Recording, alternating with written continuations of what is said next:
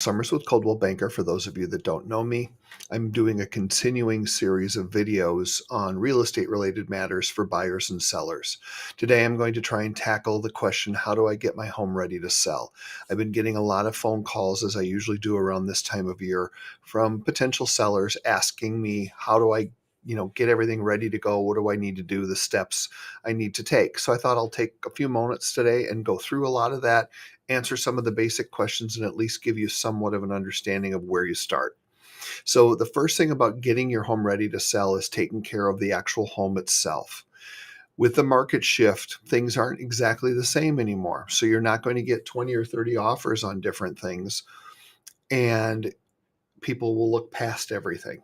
That's just not the case now. It's coming to be more of a usual normal market. So buyers are expecting things to be in working order. So the first thing you want to do is repair broken windows, doors, uh, mechanical issues, broken siding, anything like that that is going to come up in an inspection will certainly come back to be a bigger problem for you later on, because when the buyers ask for it to be done, they think it costs a lot more than it may actually cost. So by you staying in control of the situation and doing these things ahead of time, not only does the home look more valuable to the buyer because everything is put away and looks nice and repaired, it also keeps you in control of the situation, so it doesn't end up costing you more money than it has to make some of these repairs.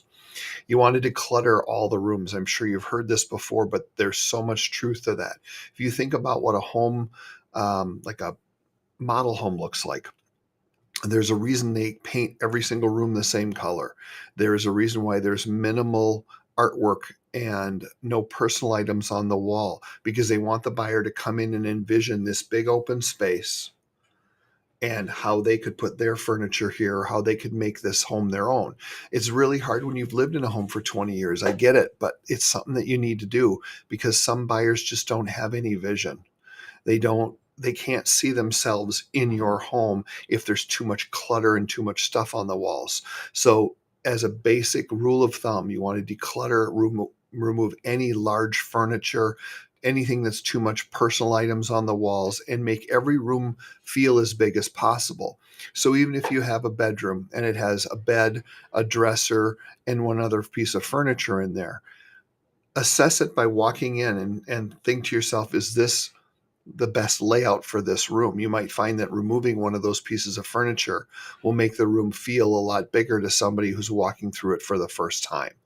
So if you kind of think of open and decluttered, that's really kind of what your aim is to do, is make your home feel as much of a model home as you possibly can.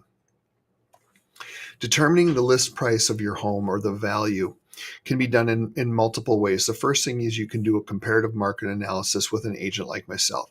What I typically will do is I'll look for homes that are similar to yours, meaning square footage, finished square footage, foundation size, amenities, all of that, year built, within 2 miles of your home in the same city, that have sold in the last 90 to 180 days, to see what we're looking at for most like scenario of what the past has been.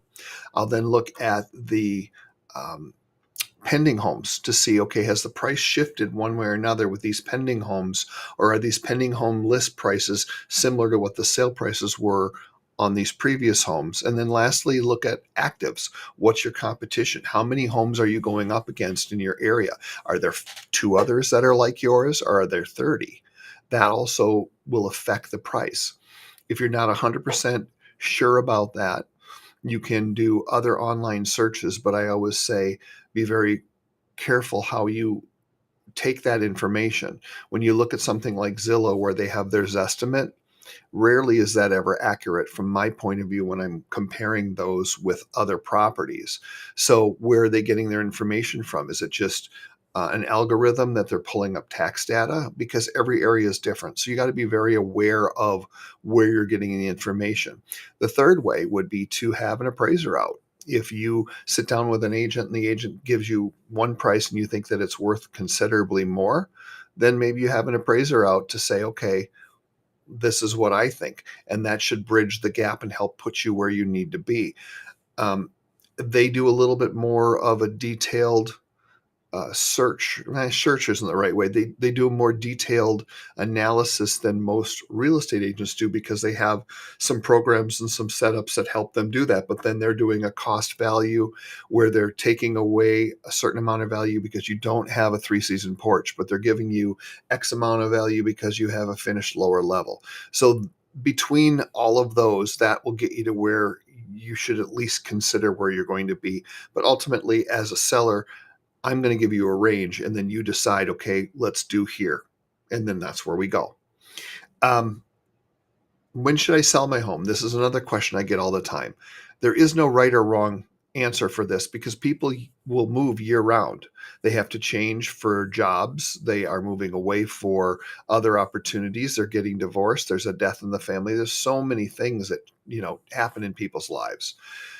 The only thing I would say is if you don't have your home on the market, and this is in Minneapolis, by say Thanksgiving, I wouldn't put it on till after the first of the year because what I've noticed is if you have your home on the market and you're established, you have a shot of people seeing it and still, buying it before the end of the year. But if you start cold right around Thanksgiving, you're not going to get the looks that you normally would because by that point, a lot of people are starting to get ready for their holiday vacations before winter, hits really hard. What are our New Year's Eve plans? It just seems like people are distracted. So I always say to people, look, if we can't get it up by, I suppose, like late October, early November, then we're maybe better off waiting till after the first of the year. But there's a lot of houses that sell in November, December, and January. So it's not like it's a bad time to do it. But again, it comes back to how many other homes are for sale. What is your situation? Is it something you have to do right now where you have to move and you don't have a choice, or can you wait it out? You want to have a plan moving forward as well. And what I mean by that is, are you staying here in town and buying another house? Are you moving out of state? What are you doing? Because if you're staying here, I always encourage all of my clients before they list a home to get in the car with me. Let's drive around and look at some homes for sale in the areas and the price ranges in which you think you want to be, to make sure that there are other houses out there that you could see yourself in if you were to sell the one you currently have. I think to just hop into the market blind after you get an offer on your house puts you behind because it really helps you to determine what you're looking for by getting in these homes ahead of time. Plus, it's a good thing to see because you can look at how some of these other sellers have prepared their homes for sale. So it's a win-win as far as I'm concerned, because the more you know about your plan and the more of a plan you have, the easier this is going to be. And lastly, how do you pick a real estate agent? Well, I've talked about this so many times. There is a huge misused term in my, it's full service. It's a misused term in real estate as a whole. What does full service mean? That's the thing that everyone seems to throw around.